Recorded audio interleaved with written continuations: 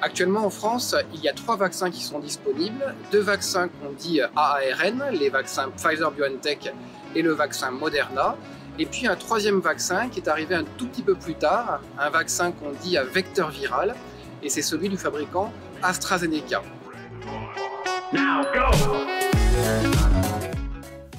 Le vaccin AstraZeneca est basé sur une technologie qui a une vingtaine d'années maintenant et qui utilise des vecteurs viraux, c'est-à-dire qu'on prend un virus inoffensif et qu'en plus on rend non répliquant et on introduit dans ces gènes le gène d'une protéine contre laquelle on veut déclencher une réponse immunitaire.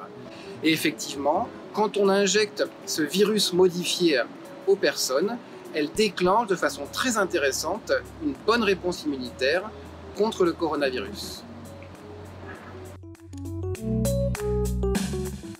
Dans les essais cliniques, le vaccin AstraZeneca, il avait une efficacité sur toutes les formes d'infection symptomatique de 60 à 80%. Et maintenant, on a en plus des données qui sont parues cette semaine, des données qui viennent d'Écosse, et qui nous disent que si on regarde en particulier le risque d'être hospitalisé, après une dose de vaccin AstraZeneca, ce risque est divisé par 20. On évite 19 hospitalisations sur 20 avec une dose de vaccin AstraZeneca. Donc c'est vraiment une efficacité très intéressante.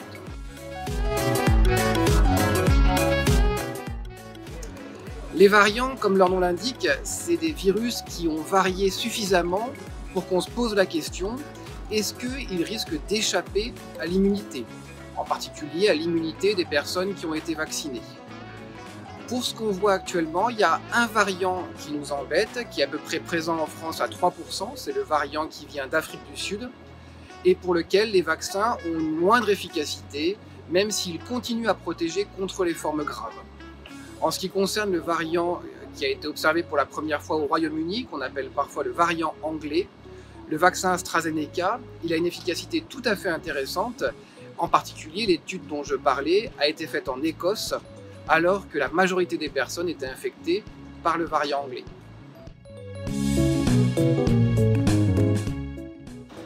Un vaccin, c'est une substance qu'on injecte pour déclencher une réponse immunitaire. Il est immunogène et donc effectivement, quand on l'injecte, on peut faire des manifestations liées à cette réponse immunitaire. Dans les études, et puis maintenant en pharmacovigilance, on voit que ce ne sont pas des effets indésirables graves, et en particulier pour les personnes qui ont cette manifestation, de la fièvre ou des douleurs, ça va durer moins de 2 jours. Et on recommande en tous les cas, pour pas que ça arrive, de prendre un peu de paracétamol juste avant l'injection.